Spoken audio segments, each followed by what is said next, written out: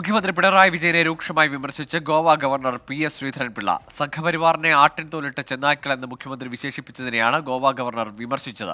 ഇത്തരം കാര്യങ്ങൾ രാഷ്ട്രീയ വേദിയിൽ പറയാം, പെന്തക്കോസ്ത് വേദിയിൽ വന്ന് അങ്ങനെ പറയാമോ എന്ന് ചിന്തിക്കണം.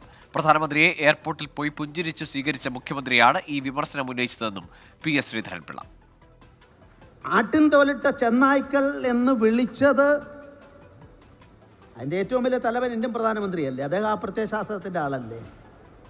അത് വേണമായിരുന്നോ അദ്ദേഹത്തിന്?